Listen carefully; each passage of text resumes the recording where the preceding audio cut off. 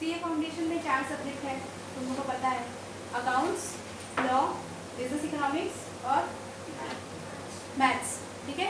जिसमें से business economics और मैथ्स एमसीक्यू बेस्ड क्वेश्चंस आएगा, लेकिन वो इक्वली इंपॉर्टेंट है पास करने के लिए, वो पेपर्स भी इक्वली इंपॉर्टेंट है। लेकिन अकाउंट्स और लॉ, अकाउंट्स तो तुम लोगों को पता ही है, अकाउंट्स का तो फुल फ्लेजेड प्रैक्टिस का जरूरत है। एंड लॉ चूँकि एक नया सब्जेक्ट आया है, इसके पहले शायद ही कभी कोई लॉ पढ़ा होगा। अभी कुछ स्टूडेंट्स का 11-12 में law and first tax and law थोड़ा मोड़ा लगाया था ना, लॉ एंड जो भी कुछ लगाया था, लेकिन उसमें तो उतना डिटेल्स में नहीं था, ठीक है। तो यहाँ पे हम लोगों को लॉ पढ़ना पड़ेगा। अब लॉ क्या होता है, एक इंट्रोडक्शन से चाहिए, लॉ क्या होता है। तो लॉ बेसिकली क्या है, देखो अगर कोई नियम कानून नहीं रहेगा, हम लोग को पता है, तुम लोग तो जानते हैं, हम लोग कॉन्स्टिट्यूशन, मेरे हाइट से आ रहा है ना, हम दिख रहे हैं तो हम लोग का कॉन्स्टिट्यूशन फॉर्म हुआ था, पता है तुम लोगों को, भीमराव जी अम्बेडकर वगैरह मिलकर हम लोग कॉन्स्टिट्यूशन फॉर्म किए थे। अब वो सब का जरूरत क्यों पड़ा, देखो अगर कोई रूल्स एंड रेगुलेशन, अगर कोई लॉ नहीं रहेगा तो जिसका जो मन में आएगा वो करेगा, सब अपनी मनमानी करेंगे, कोई जस्टिस नहीं रहेगा, कोई कुछ भी नहीं रहेगा, मनमाना सब कुछ होता रहेगा, ठीक है। इसी सब को करने के लिए लॉ बनाया गया। अब लॉ बेसिकली वो रूल्स एंड रेगुलेशंस है जो बताता है कि क्या सही है और क्या गलत है, ठीक है। अब यही है लॉ। अब ये लॉ बनता कैसे है, ठीक है, कोई भी कानून, कोई भी नियम बनता कैसे है। कोई भी नियम कानून देखो ऐसा नहीं है ना कि बस ऐसे ही हम बना दिए कि नहीं तुमको ऐसे नहीं वैसे करना है। ये तो चलो छोटा मोटा रूल्स एंड रेगुलेशंस हो गया, बट अगर बात करें लॉ की, तो सबसे पहले जहाँ पे भी जिस भी एरिया में कोई प्रॉब्लम फेस करता है, तो उस पर्टिकुलर मिनिस्ट्री या उस पर्टिकुलर सेक्टर के लोगों को बोला जाता है कि भाई आप ड्राफ्ट तैयार करिए, एक ड्राफ्ट तैयार करिए कि इस फील्ड में ऐसा होने से वैसा होगा, ऐसा के लिए हम बहुत सारे रूल्स एंड रेगुलेशंस बनाएंगे ताकि सब चीज़ उस नियम कानून के आधे में होके काम करे, ठीक है। इसके लिए क्या किया है, जैसे अगर हम लोग बात करें, हम लोग का जो फिनांस का जो सारा लॉ है, ठीक है, हम लोग का अभी फिनांस मिनिस्टर कौन है, निर्मला सीतारमण। तो मोदी जी बोले उनको कि आप लोग मिलके, आप और आपके जो मिनिस्ट्री के मेंबर्स हैं, आपके काउंसिल के जो मेंबर्स हैं, सब लोग मिलके क्या करिए, एक ड्राफ्ट तैयार करिए, हम लोगों को अपना एक अलग से लॉ बनाना है। ये जो income tax act, sale of goods act, दुनिया भर का जो एक्ट हम लोग आगे सब पढ़ेंगे, तो ये सब एक दिन का कहानी नहीं है, ये सब पहले बैठ के क्या किया जाता है, वो लोग ड्राफ्ट तैयार करते हैं, ठीक है। अब एक ड्राफ्ट तैयार हुआ, वो ड्राफ्ट तैयार होने के बाद वो जाता कहाँ है, पार्लियामेंट में, ठीक है, वो जाता कहाँ है, पार्लियामेंट में। अब पार्लियामेंट में क्या होता है, देखो पार्लियामेंट से वो ड्राफ्ट कर दी, पार्लियामेंट में कौन होते हैं, एक होता है लोकसभा, एक राज्यसभा, लोकसभा राज्यसभा। वो ड्राफ्ट तैयार किए, ड्राफ्ट पहले जाता कहाँ है, लोकसभा में, ठीक है।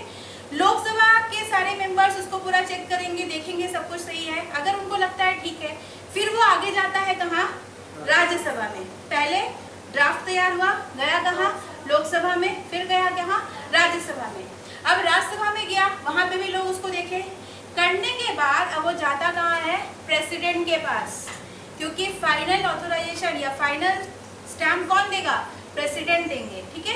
अगर वो उनके पास गया, वो जो ड्राफ्ट तैयार की, जो पहले कहाँ गया, लोकसभा में, फिर राज्यसभा में, उसके बाद जब वो प्रेसिडेंट के पास जाता है और प्रेसिडेंट उसमें अपना एक्शन दे देते हैं कि नहीं हाँ ठीक है सब चीज़, तब जाके वो क्या होता है, वो ड्राफ्ट पास होता है, ठीक है, वो बेसिकली बिल बनता है या लॉ बनता है। अब हम लोगों को कैसे पता चलता है कि कोई ये वाला लॉ आया है, तो ये बनने के बाद, प्रेसिडेंट का एक्सेप्ट मिलने के बाद एक ऑफिशियल गैजेट होता है, उसमें उसको पब्लिश किया जाता है, ठीक है। उस ऑफिशियल गैजेट में पब्लिकेशन के बाद उसमें एक डेट मेंशन किया हुआ रहता है कि इस पर्टिकुलर डेट से ये वाला रूल या ये वाला लॉ आम जनता के लिए भी एप्लीकेबल हो जाएगा, ठीक है। Is it clear. तो सबसे पहले आप लोगों का काम क्या है, सबसे पहले क्या हुआ, ड्राफ्ट तैयार किया, ड्राफ्ट के बाद कहाँ गया, लोकसभा में, लोकसभा के बाद कहाँ गया, राज्यसभा, राज्यसभा के बाद कहाँ गया, प्रेसिडेंट उस पर अपना एक्शन देंगे। देखो अगर प्रेसिडेंट राजी है तो ही आगे बढ़ेगा, अगर वहाँ पे वो रुक गए तो फिर वापस वो जाएगा मॉडिफिकेशन के लिए, ठीक है। वो अपना पूरा एक्शन दे दिए, मतलब ड्राफ्ट हो गया, रेडी हो गया बिल वगैरह। अब ये हम लोगों को कैसे पता चलेगा कि ये लॉ आया है, तो ये पब्लिश कहाँ किया जाता है, ऑफिशियल गैजेट में। ऑफिशियल गैजेट में पब्लिश जब किया जाता है तो एक पर्टिकुलर डेट वहाँ पे बता देगा कि इस पर्टिकुलर डेट से ये आम जनता के लिए भी ये लॉ एप्लीकेबल हो जाएगा, ठीक है। तो ये कितना वोट्स चाहिए होता है लोकसभा और राज्यसभा में एक बिल को पास करने के लिए? देखो वोट्स तो ऐसा कुछ है नहीं, यहाँ पे मेंबर्स के ऊपर डिपेंड कर रहा है, ठीक है। अब देखो इसके बाद हमारा क्या होता है, अब ये लॉ कैसे बना, देखो process of making law, ministry, ये सब हम लोग स्टार्टिंग पढ़े थे। तो व्हाट इज लॉ हम लोग देख लिए, कैसे क्या लॉ बन रहा है। अगला में देखो टाइप्स ऑफ लॉ, अगला में types of law. Types of law के पहले हम लोग देखेंगे, अच्छा इसको अभी फिलहाल छोड़ देते हैं स्टार्ट को, फिलहाल पहले जान लो लॉ बन गया है, लॉ सेट हो गया है। अब सेट होने के बाद एक होता है बॉडीज, उसकी कितनी बॉडीज है, एक होता है एग्जीक्यूटिव बॉडीज, क्या होता है एग्जीक्यूटिव, एक होता है बेसिकली देखो इसको तुम लोग बोल क्या सकते हैं ना, इसको हम लोग बोल सकते हैं थ्री पिलर्स, ये क्या कहलाता है थ्री पिलर्स। अब ये थ्री पिलर्स में क्या होते हैं, एक होता है लेजिस्लेटिव जो पार्लियामेंट का काम हुआ, एक होता है एग्जीक्यूटिव, एक हुआ एग्जीक्यूटिव,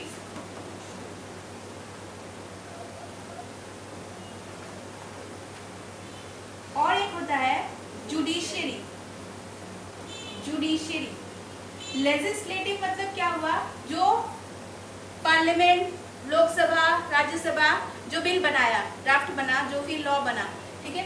अब देखो लॉ बनने के बाद उसको एग्जीक्यूट भी तो करना है, हम एक रूल बना लिए, अब उसको एग्जीक्यूट कौन करेगा, तो मेंबर्स जो है हर एक पर्टिकुलर मेंबर्स, जैसे ministry of finance, ministry of corporate affair, इस तरह से बहुत सारे मिनिस्ट्री होते हैं।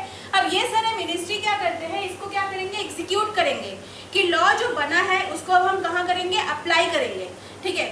चलो एक बनाया, एक अप्लाई किया, अब अप्लाई करने के बाद ये जो जुडिशियरी है, अब ये जुडिशियरी क्या देखता है कि हाँ जो लॉ बना है वो क्या सही ढंग से अप्लाई हो रहा है, क्या कहीं पे कोई गलती कर रहा है तो उसको कैसे हम पनिश करेंगे, क्या फाइन्स लगेगा, क्या पेनल्टी लगेगा, एक्चुअल में यहाँ पे ये होना चाहिए था, यहाँ पे ऐसा हो रहा है, ये सब चीज कहाँ पे देखा जाएगा जुडिशियरी में, ठीक है। तो ये थ्री पिलर्स क्या हुए, पहला क्या हुआ लेजिस्लेटिव, दूसरा क्या हुआ एग्जीक्यूटिव, तीसरा क्या हुआ जुडिशियरी।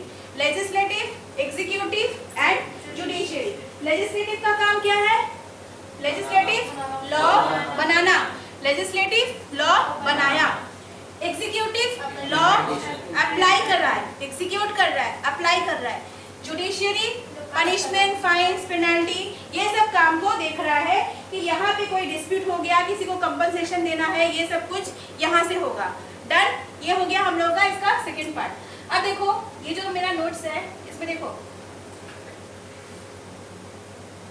पहला क्या है, व्हाट इज लॉ, तो law is a set of obligation and duties imposed by government, किस लिए, फॉर सिक्योरिंग वेलफेयर, ऑब्वियस सी बात है एक वेलफेयर के लिए, एंड दूसरा providing justice to society, society में जितना भी गलत काम है उन सबको लोगों को उन सबसे बचाने के लिए लॉ आया है, ठीक है।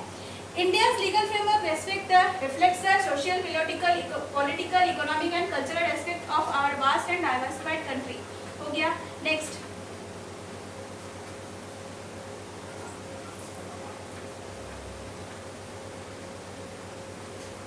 अगला आता है source of law.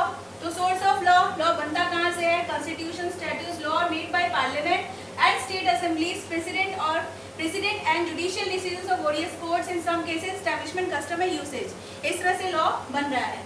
The law pass by parliament may apply through all portion of India. देखो कभी कभी जो लॉ पास होता है ना वो basically all portion of India में अप्लाई होता है, लेकिन कभी कभी क्या होता है मेंशन कर दिया जाता है कि सब जगह अप्लाई होगा एक्सेप्ट ये स्टेट। पहले जिस जनरली क्या होता था ना, सब जगह अप्लाई होता था, ब्रैकेट में लिख दिया जाता था एक्सेप्ट जम्मू एंड कश्मीर, ऐसे बहुत सारा लॉ बनता था कि जम्मू एंड कश्मीर में अप्लाई नहीं होगा।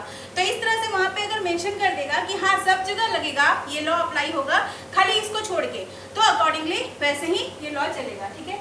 अगला आता है तो source of law, the law making power divided between the central government and various state government, Indian constitution, central list, state list, joint list, ये सब लिस्ट है, ये सब फिलहाल अभी इतना जरूरत नहीं है। अगला हम क्या बताएं, the process of making law, when a law is proposed in the parliament is called bill। Parliament में जो ड्राफ्ट पेश किया गया क्या कहा गया, bill. After discussion and debate the law is passed in Lok Sabha, Lok Sabha से कहाँ गया, Rajya Sabha, then it has to obtain the assent of president of India, finally the law will be notified with the government in the publication called the official gazette of India। The law will become applicable from the date mentioned in the notification। जैसा कि हम बताएं कब से applicable हो जाएगा, जो उस नोटिफिकेशन में डेट मेंशन किया गया है, एंड जैसे ही ये नोटिफाई हो जाएगा it is called an act of parliament. Okay, next. अब देखो टाइप्स ऑफ लॉ में criminal law, civil law, common law, natural justice इस तरह के है. फिलहाल बस इतना जान लो कि क्रिमिनल लॉ मतलब मारपीट, ये वाला क्रिमिनल जहाँ पे क्राइम बेस्ड सारा लॉ होता है उसको देखते हैं. एंड ये सिविल लॉ मतलब किसी का कोई केस पेंडिंग है, किसी का कहीं पे कुछ कोई पनिशमेंट बाकी है, या फिर किसी का कोई पेनल्टी हो गया है, फाइन चार्ज हो गया है, ये सब जो केसेस होता है ये सब हम लोग कहाँ देखते हैं? सिविल लॉ में. तो फिलहाल हमारे सिलेबस में क्या है? Civil law. हम लोग को क्राइम वाइम का नहीं पढ़ना है, मारपीट ये सब नहीं करना है, ठीक है. हम लोगों का क्या है? सिविल लॉ करना है. Criminal law, process of making law, चलो ये सब. अब ये सब को फिलहाल हम एक बार के लिए स्किप कर रहे हैं. देखो हमारे सिलेबस में, सीए फाउंडेशन के सिलेबस में बेसिकली चैप्टर्स है. एक चैप्टर है तुम्हारा कंपनीज एक्ट. क्लास 12 में सब लोग बीएसटी में कंपनी किया हो, वो पूरी कंपनी से रिलेटेड है. मतलब काफ़ी हद तक तुम लोग वो memorandum association, articles of association सब पढ़ के आए हुए हो. वो पूरा कंपनी का डिटेल्स रहेगा उसमें. तो वो समहाउ थोड़ा तुम लोग ईजी हो उसको करने में. एक आएगा कंपनीज एक्ट जो इस सिलेबस का मेजॉरिटी ऑफ क्वेश्चन तय करता है. यहाँ से 30 मार्क्स का क्वेश्चन आता है. ओके. एक है तुम्हारा पार्टनरशिप एक्ट. पार्टनरशिप भी तुम लोग क्लास 12 में किए हो, है ना. एक था हम लोगों का क्या, सोल पार्टनरशिप, उसके बाद ही आता था पार्टनरशिप.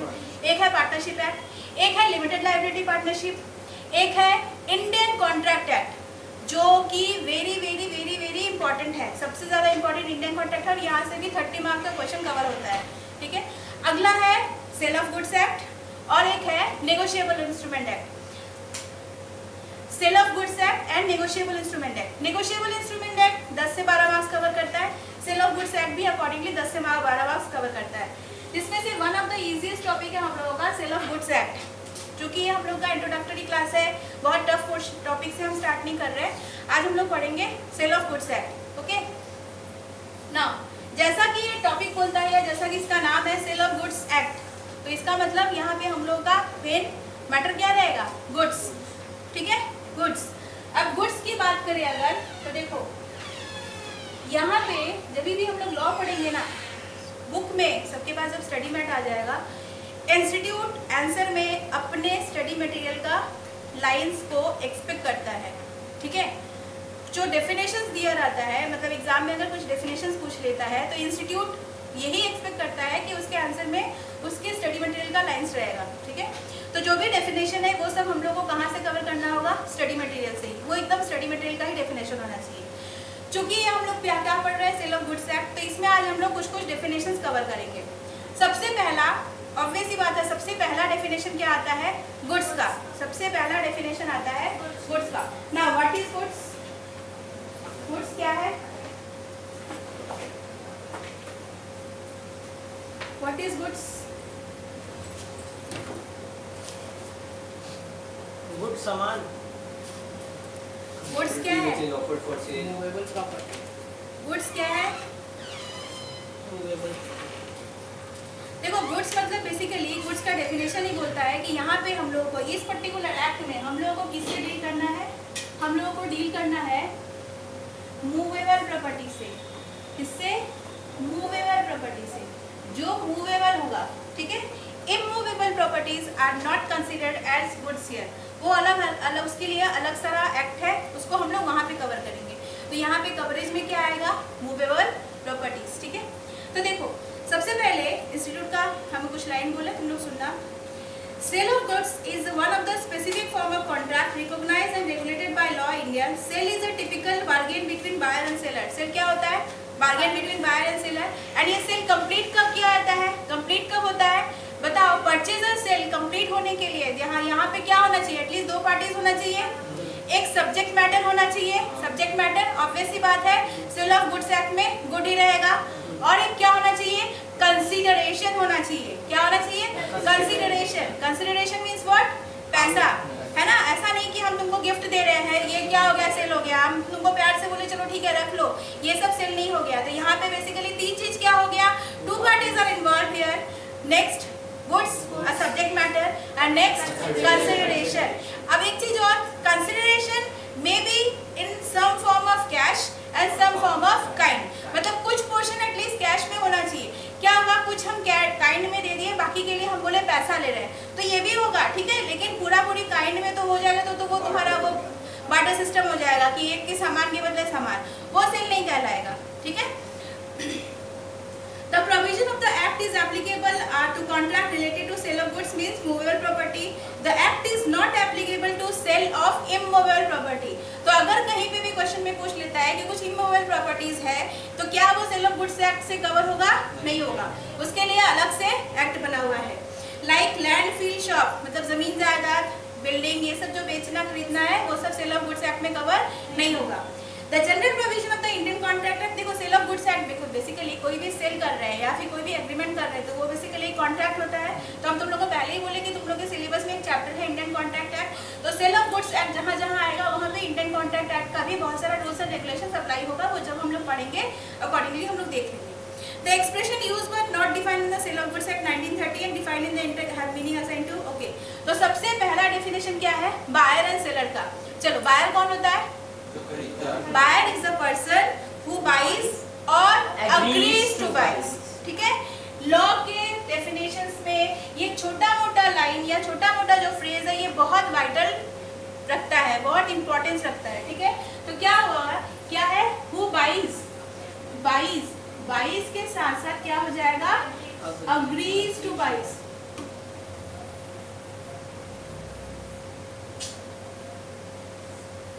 क्या हो रहा है,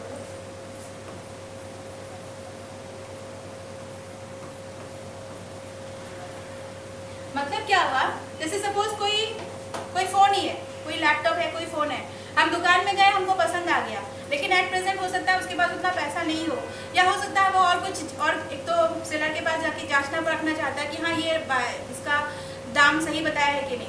तो अगर वो बोलता है कि चलो ठीक है आप इसको अभी रखिए, हम कल आके इसको ले लेंगे, तो क्या हुआ, ये एग्रीमेंट किया, वो एग्रीमेंट किया, बोला कि अभी नहीं हम ले रहे लेकिन हम कल आके इसको ले लेंगे। तो अभी वो खरीदा नहीं है बट वो एक एग्रीमेंट में इंटर कर गया है, तब भी वो क्या कहलाएगा, एक बायर ही कहलाएगा, ठीक है। So buyer means a person who buys और agrees to buy goods, okay. Section 2(1), कौन सा सेक्शन, 2(1).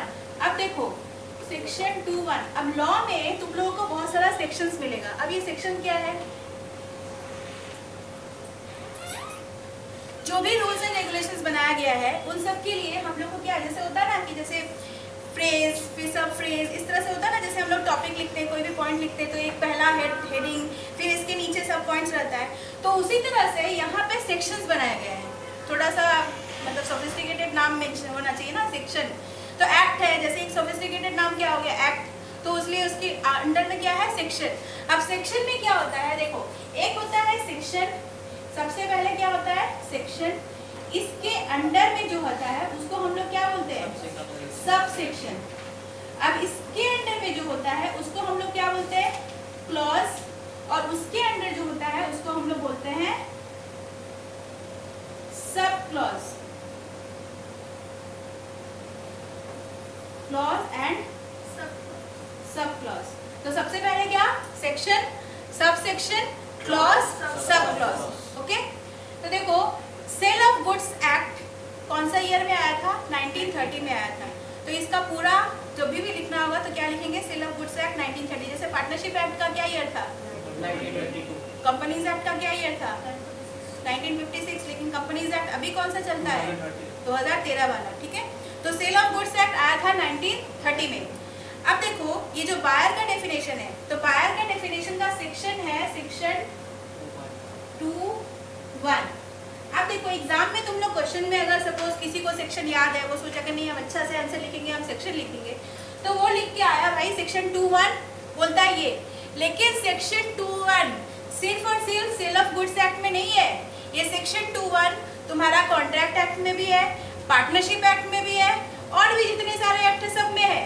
तो जब भी तुम लोग कोई भी सेक्शन सब सेक्शन मेंशन करोगे वो कौन से एक्ट का है उसको जरूर से जरूर मेंशन कर देना। मतलब अगर बायर का डेफिनेशन लिखना है and you want to mention section number, section कौन से सेक्शन में आया था, तो तुम लोग को पूरा पूरी लिखना पड़ेगा। Section 2(1) of sale of goods act 1930 states कि ये है, करना चाह रहे हो उसको ज़रूर से ज़रूर मेंशन करना, अदरवाइज मार्क्स नहीं मिलेगा या फिर कभी कभी टीचर्स पूरा आंसर भी काट देंगे। एक चीज़ और, until unless you are 100% sure कि हाँ इसका सेक्शन यही है तभी सेक्शन को मेंशन करना, अदरवाइज सेक्शन कभी भी मेंशन मत करना, ठीक है। अगर तुम 100% श्योर हो कि यही इसका सेक्शन नंबर था, यही है, तो ही मेंशन करना। सेक्शन के लिए अलग से कहीं पे भी कोई मार्क्स अलॉट नहीं होता है, इसको ध्यान में रखना।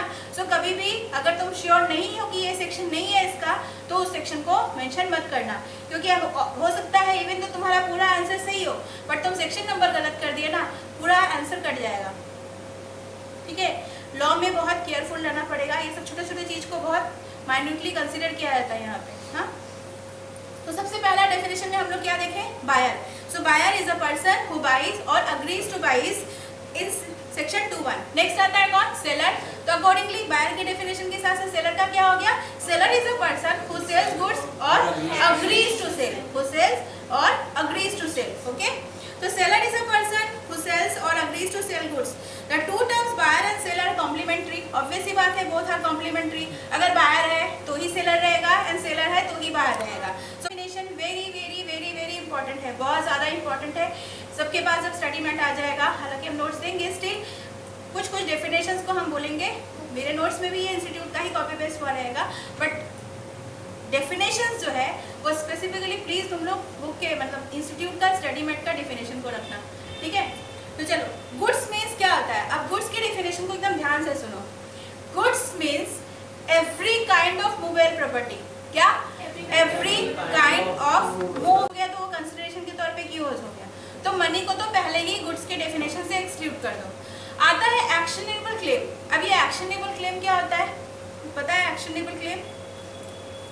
एक्शनेबल क्लेम, एक्शन, इसको तोड़ो, एक्शनेबल, एक्शनेबल मतलब जिस क्लेम के लिए तुमको कुछ एक्शन लेना पड़े।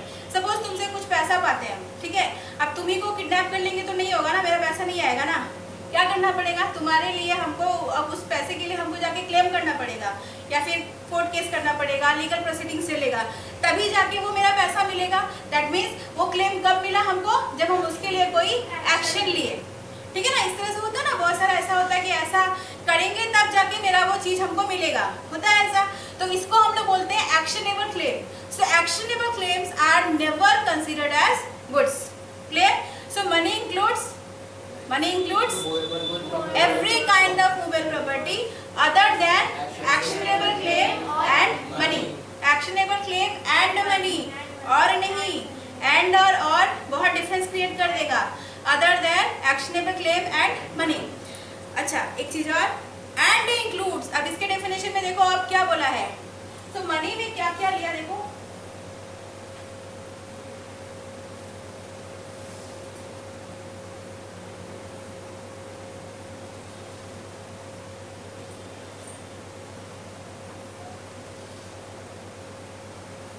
गुड्स है ना, गुड्स, गुड्स में पहले तो हम लोग क्या किए, एक्सक्लूड कर दिए, मतलब गुड्स से सीधा माइनस ही क्या कर दिए, एक्शनेबल क्लेम। क्या हो रहा है भाई,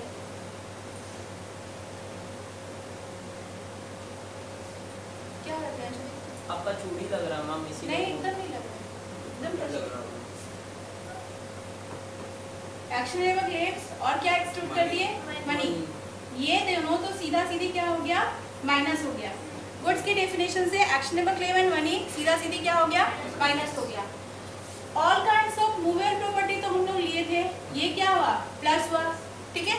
इसके बाद बोल रहा है एंड इंक्लूड्स, मतलब फिर से और ऐड क्या होगा, एंड इंक्लूड्स। अब देखो and includes stock and share, term सुने हो, शेयर स्टॉक, तो इंक्लूड में क्या क्या आया, स्टॉक इंक्लूड हुआ है और क्या इंक्लूड हुआ है, शेयर्स इंक्लूड हुआ है, स्टॉक शेयर्स इंक्लूड हुआ है और क्या इंक्लूड हुआ है, growing crops, growing crops, growing crops जो क्रॉप्स फसल उग रहा है। देखो क्यों इसको अदर से इंक्लूड किया बताओ तो, क्योंकि पहले ही बोला है क्या, मूवेबल प्रॉपर्टी, फिर अब यहाँ बोला है ग्रोइंग क्रॉप्स। तो क्रॉप अगर खेत में है तो वो तो मूव तो करेगा नहीं, ग्रोइंग क्रॉप्स, लेकिन इसके आगे का लाइन देखो, growing crops grass and things attach to और फॉर्मिंग पार्ट ऑफ लैंड, जो थिंग्स लैंड से जुड़ा हुआ है, and which are agreed to be severed, और जिसको हम लैंड से, जैसे ग्रास को हम काट के लैंड से अलग करके बेच सकते हैं, उसी तरह से कोई भी चीज़ है जिसको हम वहाँ से उस प्रॉपर्टी से या उस लैंड से अलग करके काट के निकाल के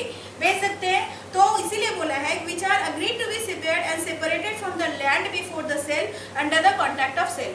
ठीक है, तो बेसिकली इसके डेफिनेशन में क्या क्या इंक्लूड हुआ, क्या क्या इंक्लूड हुआ, मूवेबल प्रॉपर्टी और स्टॉक एंड शेयर और ग्रोइंग क्रॉप्स, ग्रास, लेकिन उसको हम लोग क्या करेंगे, जमीन से सेपरेट करेंगे, separated from the, which are agreed to be separated और सेवेड फ्रॉम द लैंड, तब जाके वो क्या होगा, गुड्स के डेफिनेशन में आएगा। एंड सीधा सीधी एक्सक्लूड क्या होगा, actionable claim and money are never ever considered as goods. यहाँ तक किसी को कोई डाउट है? नेक्स्ट आता है एक्शनेबल क्लेम। देखो एक्शनेबल क्लेम के बारे में यहाँ पे डिफाइन किया हुआ है, actionable claims are claims which can be enforce only by an action, जिसको हम लोग इन्फोर्स कैसे करेंगे, सिर्फ और सिर्फ कोई एक्शन से। एक्शन और suit, a debt is not a movable property, debt कभी भी मूवेबल प्रॉपर्टी नहीं होता है। So even the fixed deposit are considered as goods. देखो एक लाइन और यहाँ पे मेंशन किया हुआ है कि फिक्स्ड डिपॉजिट रिसीव्ड, जिसका एफडीआर सुनो ना, फिक्स्ड डिपॉजिट होता है, तो fixed deposit receiveds are considered as goods under section 176 of the Indian Contract Act, read with section 27 of the Sale of Goods Act। मतलब ये एफडीआर को अलग से इंक्लूड किया गया है किसके, किसमें, गुड्स के डेफिनेशन में। ठीक है, तो ये तुम लोगों को अलग से फिर मेंशन करना पड़ेगा। सो गुड्स के डेफिनेशन में अलग से क्या आया, एफडीआर, फिक्स्ड डिपॉजिट रिसीव्ड। ठीक है, goods include both tangible goods and intangible. इसका डेफिनेशन काफी सारा इंक्लूसिव है, मैंने अलग अलग टर्म में इसको इंक्लूड किया है। अब देखो टैंजिबल गुड्स क्या होता है, छू सकते हैं, इसको छू सकते हैं, देख सकते हैं। इनटैंजिबल क्या होता है, इसको टच नहीं कर सकते। इनटैंजिबल में क्या क्या आता है, गुडविल, पेटेंट, ट्रेडमार्क, कॉपीराइट आता है। तो ये जो इनटैंजिबल गुड्स है ये भी गुड्स के डेफिनेशन में आता है।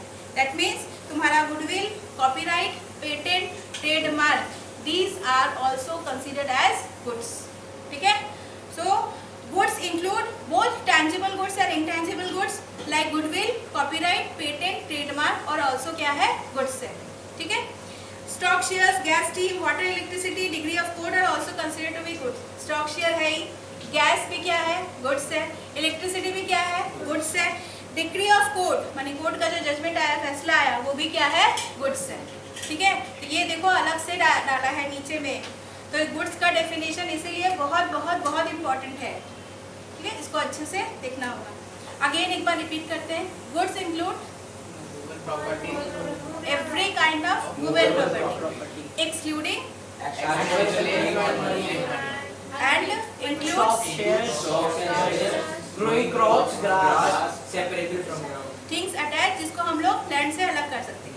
इसके बाद क्या बोला, एफडीआर को अलग से बोला है कि गुड्स के डेफिनेशन में आएगा। FDR means fixed deposit received. फिर क्या बोला कि tangible and intangible, that means goodwill, patent, trademark, copyright और आल्सो क्या होगा, गुड्स होगा। ठीक है, एंड क्या बोला, gas, electricity, water, steam and degree of code, ये सब भी क्या है, गुड्स।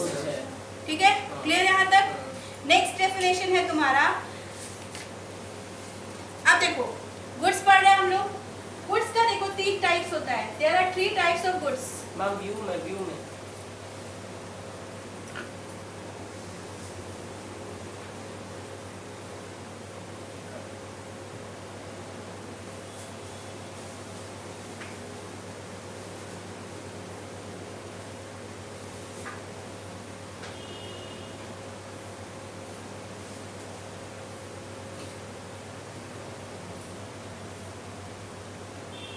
देखो there are 3 types of goods.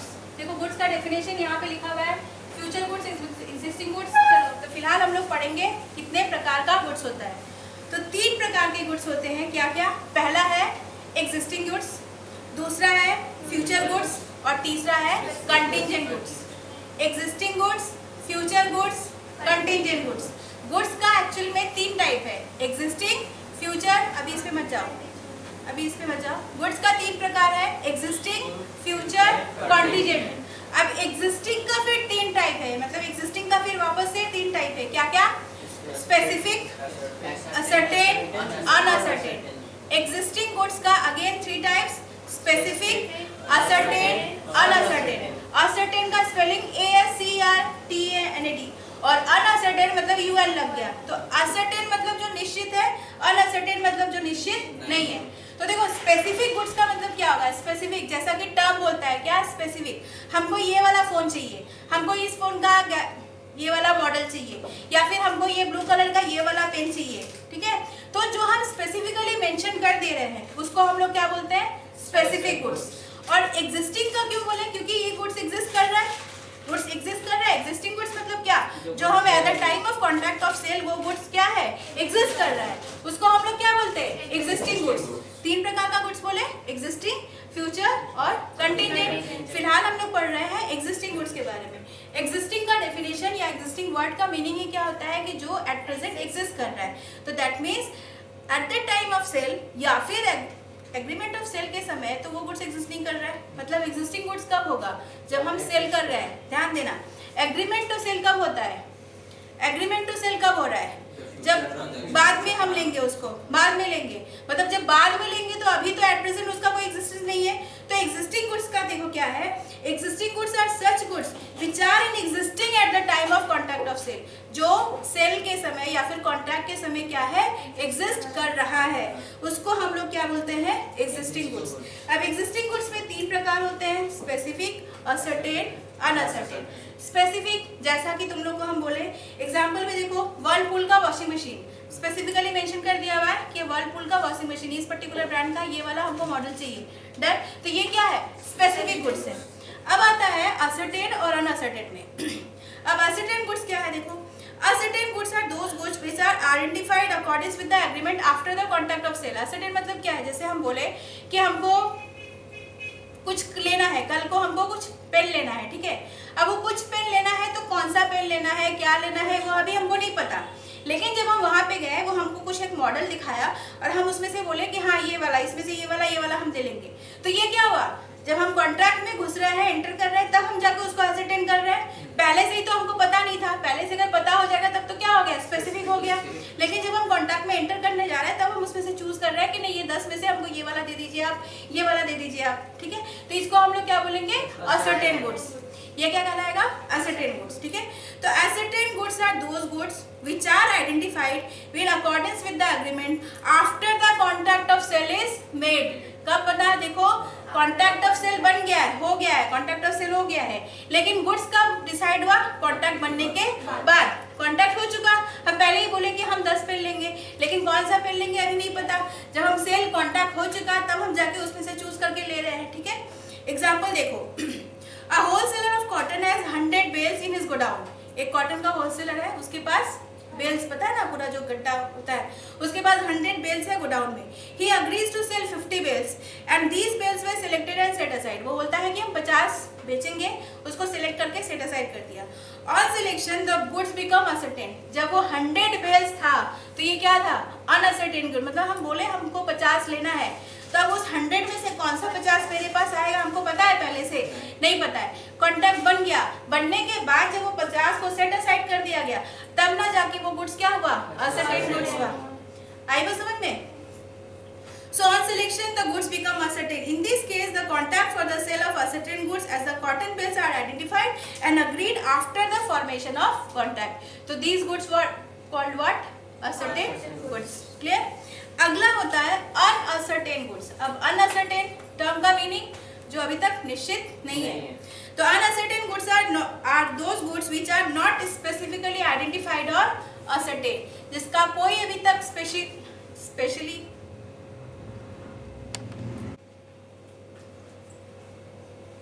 ठीक है। तो अगला टॉपिक क्या था? Uncertain goods. अनअसर्टेन मतलब जो अभी तक स्पेसिफिकली असर्टेन या फिर आइडेंटिफाई किया हुआ नहीं है। So uncertain goods are those goods which are not specifically identified or ascertained at the time of making of contract. They are indicated or defined by description or sale. Example कब देखो wholesale में क्या होता है? जो लोग wholesaler होते हैं वो लोग क्या करते हैं? क्या पूरा का पूरा बंडल खोल के दिखाते हैं क्या किसी को? नहीं ना, एक सैंपल भेजते हैं कि एक सैंपल दे दिया, दिखा दिया कि ऐसा है, इसी बेसिस पे आपके पास सामान जाएगा, ठीक है। तो इसको हम लोग क्या बोलते हैं? Uncertain goods. एग्जाम्पल में देखो, if A agrees to sell B 1 packet of salt out of the lot of 100 packet, 100 packet में से हम बोलेंगे एक पैकेट बेचेंगे तुमको। अब वो 100 में से एक कौन सा निकलेगा, कोई पता है? कोई भी एक हो सकता है, रैंडम कोई एक पिक हो जाएगा। So packets like it is a sale of uncertain goods because it is not known which packet to be delivered. कुछ नहीं पता है कि कौन सा पैकेट उठ के जाएगा। As soon as a particular packet is separated from the lot, it becomes ascertain or specific good. अब देखो, जब वो लॉट वहाँ पे है, तब तक क्या है वो uncertain goods है। अब जैसे ही उस लॉट में से एक गुड्स हम उठा ले रहे हैं, एक पैकेट हम उठा ले रहे हैं, वो क्या हो जा रहा है? सर्टेन गुड्स हो जा रहा है, असर्टेन हो जा रहा है कि नहीं? असर्टेन हो जा रहा है या फिर स्पेसिफिक हो जा रहा है, ठीक है। नेक्स्ट, एक्स हैज 10 हॉर्स, वो बोलता है he promises to sell one of them but डॉट नॉट स्पेसिफाई, बोलता है कि 10 तो घोड़ा है मेरे पास, कोई एक आपको बेच देंगे, लेकिन कौन सा ये अभी तक नहीं पता है। तो जब तक ऐसा कॉन्ट्रैक्ट है तब तक क्या है? अनसर्टेन है। लेकिन जैसे ही उस रैंडम 10 में से कोई एक उठ के निकाल के वो बेचता है उसको, तब वो क्या हो जाता है? असर्टेन गुड्स हो जाता है, ठीक है। अगला है हम लोग का, तो फिर स्पेसिफिक गुड्स क्या था? 3 टाइप्स में। पहला एग्जिस्टिंग गुड्स का हम लोग 3 प्रकार पढ़े, क्या क्या? Specific, ascertain, uncertain. अगला आता है कौन सा गुड्स? 3 प्रकार क्या होता है गुड्स का? Existing, future, continuing. तो नेक्स्ट टाइप आता है फ्यूचर गुड्स। अब ये फ्यूचर, जैसा कि नाम इससे बोल रहा है फ्यूचर गुड्स, दैट मीन्स तुम लोग देखो ना कि कभी कभी क्या होता है, दुकान में जाते हैं, बोलते भैया हमको ऐसा ऐसा फर्नीचर चाहिए, इसमें ऐसा लॉक होना चाहिए, ये कलर होना चाहिए, मतलब हम बता के आ रहे हैं कि ऐसा ऐसा होना चाहिए। अभी एट प्रेजेंट ऐसा ऐसा कुछ है नहीं, मेरे बोलने पे वो बनाना शुरू करेगा, है ना। तो इसको हम लोग क्या बोलते हैं? फ्यूचर गुड्स, जिसका एट प्रेजेंट कोई एग्जिस्टेंस नहीं है, वो ऑन एग्रीमेंट होने के बाद वो क्या होगा? बनेगा। अब देखो, future goods are goods means goods to be manufactured or produced after the seller making after contract of sale में एंटर करता है। अब देखो, ये हमेशा क्या होता है? फ्यूचर गुड्स का क्या होता है? याद रखना, अ contract for sale of future goods, very very important line, a contract for sale of future goods. जिस लाइन को हम इंपॉर्टेंट बोलेंगे ना, तुम लोग सबको अपना कॉपी पे रखा करो, नोट्स तो रहेगा ही, बट जो लाइन बोलते हैं कि हाँ इंपॉर्टेंट है, खासतौर पर CMA वाले, CMA वाले जिन लोग का MCQ आएगा, तो उसमें से MCQ आने का चांसेस ज़्यादा होता है, तो बेहतर होगा वो लाइन को मेंशन कर लिया, मतलब नोट्स में कॉपी कर लिया करो, ठीक है। स्पेसिफिक हो गया, कोई हमको पता, जैसे ये वाला ब्लैक कलर का पेन, अभी जो दुनिया, मान लो तुम बोले कि हमको रेनॉल्ड्स का पेन चाहिए, स्पेसिफिक हो गया। फिर दुकान में गए, बोले कोई भी एक तो पेन दीजिए, कोई भी एक तो पेन दीजिए, जब तक वो कोई भी एक पेन था, क्या हो गया? अनसर्टेन गुड्स हो गया। अब वो कोई भी पेन में से जैसे ही दुकानदार कोई एक पेन निकाल के ला रहा है, क्या हो गया? अनसर्टेन गुड्स हो गया, ठीक है। अच्छा, हम क्या बोले? अभी हम बोले तुम लोगों को कि हम जब इसमें बोलेंगे कि कोई एक पर्टिकुलर है, ये लाइन बहुत बहुत बहुत इंपॉर्टेंट है, तो प्लीज़ तुम लोग उसको नोटबुक में ना अलग से मेंशन कर लिया करो, मतलब बाकायदा एज अ नोट्स लिख लिया करो, ठीक है। बाकी जो लिखाना होगा वो भी जो यहाँ पे रहेगा उसको भी एक बार कॉपी कर लिया करो, जो अलग से हम लिख रहे हैं, और जो लाइन को हम स्पेसिफिकली बोलेंगे उसको लिख लिया करो। MCQ वालों को बाद में बहुत काम देगा ये, क्योंकि अगर सारा ऐसा इंपॉर्टेंट लाइन्स लिखा हुआ रहेगा ना, तो बाद में बहुत ज़्यादा वो नहीं करना पड़ेगा। तो फिलहाल हम बोलेंगे कि ये वाला लाइन प्लीज एक बार सब लोग लिख लो। A contract for the sale of future goods, a contract for the sale of future goods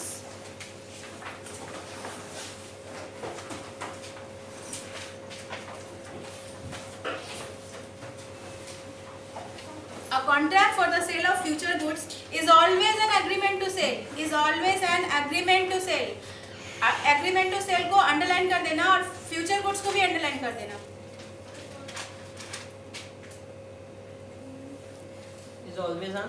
is always an agreement to sell, ठीक है, full stop. it is never an actual sale, it is never an actual sale because a person cannot transfer what is not in existence,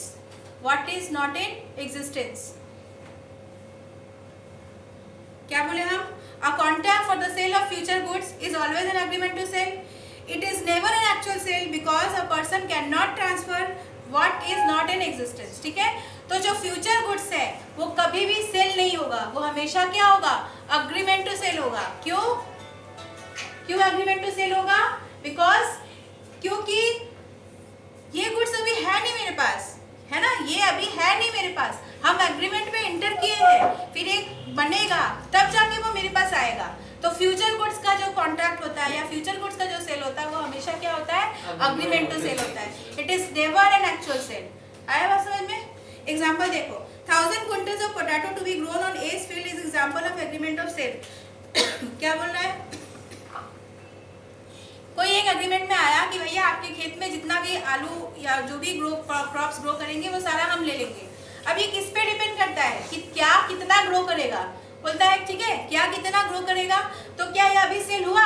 अभी हमको पता है कि क्या चीज grow हो रहा है, कितना ग्रो होगा, नहीं पता है। जब जितना ग्रो होगा तब उतना मेरे को ट्रांसफर किया जाएगा, ठीक है। तो ये क्या है, सेल ऑफ फ्यूचर गुड्स है। Next example, P agrees to sell Q all the milk that his cow may yield during the coming year। मतलब वो बोलता है कि अगले साल तुम्हारी गाय जितना भी दूध देगी वो सारा का सारा दूध हम खरीद लेंगे। तो तुमको पता है पहले से कि नेक्स्ट ईयर क्या होने वाला है, वो कितना दूध देने वाली है, नहीं पता है। तो ये भी क्या हो गया, सेल ऑफ फ्यूचर गुड्स हो गया, रादर ये agreement to sell of future goods हो गया, ठीक है। Next, T agrees to sell S all the oranges which will be produced in the garden this year. It is a contract of sale of future goods amounting to an agreement to sell. Clear? किताब में या institute के mat में notes के साथ साथ सबको institute का मैट फॉलो करना है, एकदम अच्छे से फॉलो करना है। इंस्टीट्यूट के मैट में जितना सारा एग्जांपल्स रहेगा, खासतौर पे CMA MCQ वाले एग्जांपल्स को एकदम अच्छे से रीड करना है। MCQ वहाँ से बहुत आता है, ठीक है, वहीं से MCQs उठा उठा के देता है। एंड जो फाउंडेशन का आगे यहाँ से केस बेस्ड क्वेश्चन बनता है, तो एग्जांपल्स हम लोगों को अच्छे से करना है, ठीक है। Next, contingent goods. अब कंटिंजेंट मतलब क्या होता है, कंटिंजेंट मतलब क्या होता है पता है? कंटिंजेंट, कंटिंजेंसी नाम सुने हो, कंटिंजेंसी टर्म, कंटिंजेंट। देखो कंटिंजेंट मतलब अनसर्टेन इवेंट, कब क्या होगा हमको नहीं पता है। तो किसी भी चीज का होना या ना होना किसके ऊपर डिपेंड, मतलब कोई भी गुड्स का लेना डिपेंड करता है किसी एक सिचुएशन पे। अगर ऐसा हुआ तो मिलेगा, नहीं हुआ तो नहीं मिलेगा, ठीक है। ऐसे सिचुएशन को कॉन्टिजेंसी बोलते हैं। सो देखो कॉन्टिजेंट गुड्स क्या हो गया, the acquisition of goods which depends upon uncertain contingent that is uncertain event। ऐसे गुड्स को हम लोग क्या बोलते हैं, कॉन्टिजेंट गुड्स। सबसे पहले हम एग्जांपल बताते हैं, फिर हम तुम लोग को आगे बढ़ाते हैं, इसका एक्सप्लेन करेंगे। एग्जांपल में देखो, A agrees to sell B a Picasso painting। Picasso painting नाम सुने हो? A agrees to sell B a Picasso painting provided he is able to purchase from his present owner। क्या बोलता है कि अभी जो उसका प्रेजेंट ओनर है अगर वो हमको दे दिया तो हम तुमको क्या करेंगे, बेच देंगे। It depends on the condition कि अगर प्रेजेंट ओनर उसको बेचता है तो अगर बेचेगा तो ना, नहीं बेचा तो सर्टेनिटी है कुछ नहीं, कोई सर्टेनिटी नहीं है, तो इसको हम लोग क्या बोलते हैं, कॉन्टिजेंसी या कॉन्टिजेंट गुड्स। आई बात समझ में? जो डिपेंड करता है किसी एक सिचुएशन पे, अगर अगला हमको बेचा तो ही हम तुमको कुछ बेचने वाले कंडीशन में रहेंगे, अगर वो नहीं दिया तो हम तुमको कहाँ से देंगे। आई बात समझ में? So देखो A agrees to sell B, this is a contract of sale of contingent goods. Next, B contract to sell 50 pieces of particular article provided the ship which is bringing them reaches the port safely। जिस ship से वो सामान आ रहा है अगर वो safely port तक पहुंच गया तो ही हम तुमको ये सामान वापस फर्दर सेल कर पाएंगे। मतलब ये कौन से कॉन्टिजेंसी पे डिपेंड करता है, शिप का सही पहुंचना। शिप अगर अच्छे से पहुंचा तो बेच आएंगे, नहीं पहुंचा तो नहीं दे पाएंगे। ये भी क्या हो गया, कॉन्टिजेंट गुड्स हो गया, ठीक है। आई बात समझ में? So contingent goods are also operate an agreement to sell. अब एक बात बताओ, ये भी क्या सेल हुआ, कॉन्टिजेंट गुड्स भी क्या सेल हुआ, ये भी क्या है, एग्रीमेंट ही है, क्योंकि मिलेगा तो देंगे, नहीं मिला तो गया, सेल है क्या, नहीं। सो कॉन्टिजेंट गुड्स का भी सेल का जो होता है ये भी क्या होता है, agreement to sell. So contingent goods are also operated an agreement to sell, not a sale so far as the question of passing of property to the buyer is concern. इस लाइन को भी तुम लोग mention कर लो, point number 2 करके mention कर लो। Contingent goods are also operated as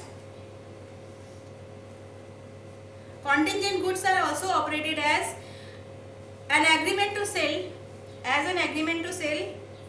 are also operated as an agreement to sell and not a sell so far as the question of as the question of passing of property to the buyer is concerned, so far as the question of passing of property to the buyer is concerned, ठीक है। सो 3 goods में, existing goods, future goods, contingent goods में actual में cell किसका होता है? Actual sale किसका होता है? एग्जिस्टिंग गुड्स का होता है। Future goods and contingent goods का क्या होता है? अग्रीमेंट टू सेल होता है, ठीक है। इन लोग का अग्रीमेंट होता है। Is it clear? यहाँ तक किसी को कोई डाउट है? ठीक है, आगे बढ़े। पीछे लास्ट पेज सुनो। नेक्स्ट आता है डिलीवरी। अब हम लोग का अगला टॉपिक है delivery.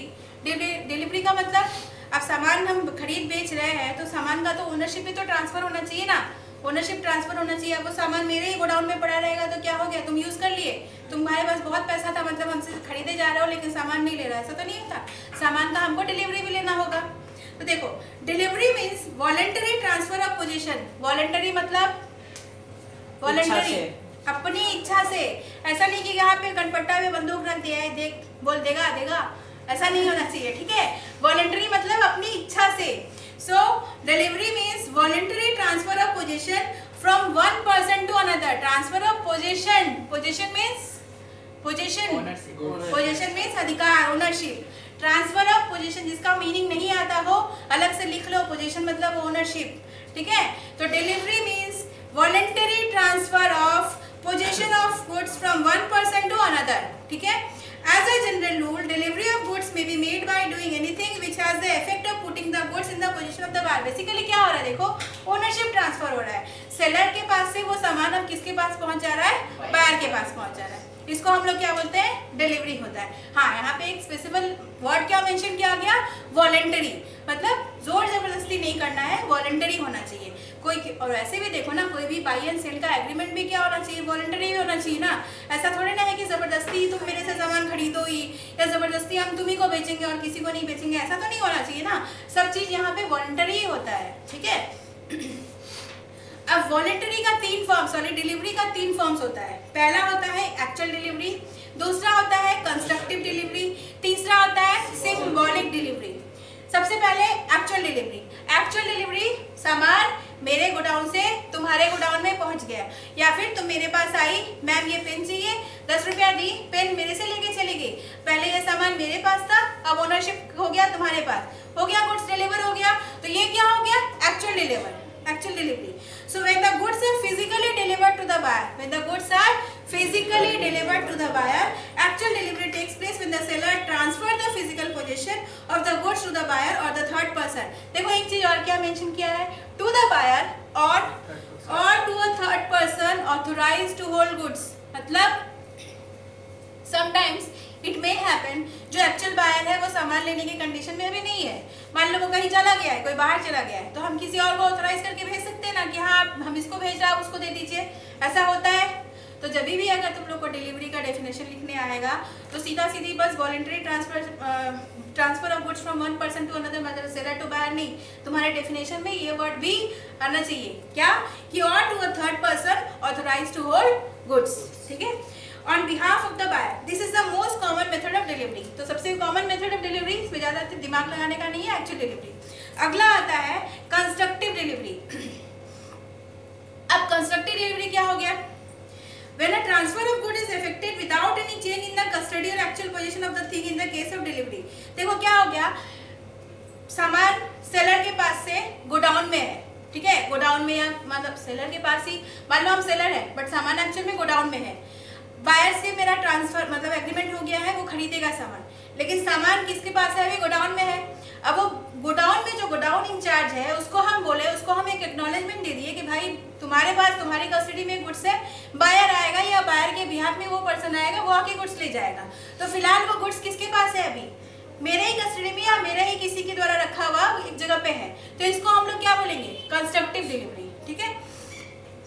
When a warehouse man holding the goods of A का goods agrees to hold them on behalf of B as, मतलब मेरे रिक्वेस्ट पे बोला कि भाई आप अभी इसको रखिए, वेयरहाउस को, वेयरहाउस कीपर को बोले कि आप अभी इसको रखिए, B आएगा, वो आके आपसे एक्नॉलेज करके सामान को ले जाएगा। था, मतलब तुरंत तुरंत डिलीवरी नहीं हो गया। होता है ना कभी, जैसे शिप से तुम लोग इम्पोर्ट एक्सपोर्ट प्रोसीजर तो पढ़े हो, शिप से सामान आता है तो उसको वहाँ पे हम लोग रख देते हैं ना, फिलहाल वहाँ पे वेयर हाउस में रख देते हैं, रखवा देते हैं। फिर बाद में जो इम्पोर्टर है वो बहुत सारा फॉर्मेलिटीज करने के बाद उसको लेके जाता है, तो तब तक तो वहाँ पे वेयर हाउस कीपर के पास रखा रहता है ना। तो इस टाइप का डिलीवरी को हम लोग क्या बोलते हैं, कंस्ट्रक्टिव डिलीवरी। ठीक है, क्लियर? क्या हुआ? ऊपर चला गया सब कुछ। सब कुछ मतलब नहीं, ये तो समझ आ रहा है, बहुत डिफिकल्ट लग रहा है। क्या बहुत डिफिकल्ट ऐसा कुछ बोले क्या? नहीं मतलब मार्क्स बहुत ज्यादा है, मतलब वेटेज बहुत ज्यादा लग रहा है। उस हिसाब से मत सोचो, सिंपल सिंपल शब्दों में इसको समझने की कोशिश करो। पहले क्लास में इतना घबरा जाओगे तो कैसे होगा? फर्स्ट क्लास में लगता है ऐसा, बट धीरे धीरे इजी हो जाएगा। आज तो एकदम लॉ का फर्स्ट क्लास है, बताओ, इसलिए हम एकदम सबसे फर्स्ट क्लास में ऐसा आ रहा है तो बाकी क्लास क्या होगा? फिर भी समझो कि ये सबसे इजीएस्ट टॉपिक पकड़े हैं, ये सबसे इजीएस्ट टॉपिक है पूरे सिलेबस का, ये सबसे इजीएस्ट चैप्टर है, समझे ना? मैथ्स में भी ऐसा नहीं लग रहा था। मैथ्स कभी भी ऐसा हो सकता है, ये एकदम से नया सब्जेक्ट है इसलिए ऐसा लग रहा है। पढ़ते पढ़ते हैबिचुअल हो जाएगा, कोई दिक्कत नहीं है। चलो अगला आता है सिंबॉलिक डिलीवरी। आज हम लोग बहुत ज़्यादा नहीं कराएंगे, यहाँ तक कराने के बाद हम फिर से एक बार रिकैप कराएंगे। जहाँ दिक्कत होगा प्लीज हमसे बोलो, पूछो, बट फर्स्ट क्लास में ये इंप्रेशन मत दो कि बहुत टफ है। ठीक है, नेक्स्ट सिंबॉलिक डिलीवरी। नाम क्या बोल रहा है? सिंबॉलिक। जैसे कि चाबी, गाड़ी है, गाड़ी, अब गाड़ी का क्या होता है, ओनरशिप ट्रांसफर। मतलब क्या पूरा गाड़ी को उठा के मेरा गोदी में रख देगा? नहीं ना। ओनरशिप कैसे ट्रांसफर होगा? गाड़ी का चाबी हमको हैंड ओवर कर देगा। फ्लैट्स है तो फ्लैट्स को उठा के क्या भेज देगा? नहीं ना, फ्लैट्स का चाबी दे देगा। तो इसको हम लोग क्या बोलते हैं? Symbolic delivery. So when there is a delivery of a thing in a token of transfer of something, एक टोकन के तौर पे ट्रांसफर दिखा रहे हैं, इसको हम लोग बोलते हैं। जैसे delivery of goods in the course of transit may be made by handing over document. कभी कभी क्या होता है, डॉक्यूमेंट ट्रांसफर कर दिए, सामान आ रहा है, सामान अभी तक रास्ते में ही है, बट उसका डॉक्यूमेंट हम तुमको हैंड ओवर कर दिया। That means what? गुड का ट्रांसफर हो गया है, गुड्स का ओनरशिप ट्रांसफर हो गया है। ठीक है, सो या फिर डॉक्यूमेंट के जरिए या फिर कीज के जरिए हम शो कर दे रहे हैं, सिंबल दे दे रहे हैं कि हाँ गुड्स का ओनरशिप अब मेरे से आप तक ट्रांसफर हो गया है। इसको हम लोग क्या बोलते हैं? Symbolic delivery. ठीक है, सो चलो आज हम यहीं तक रखते हैं।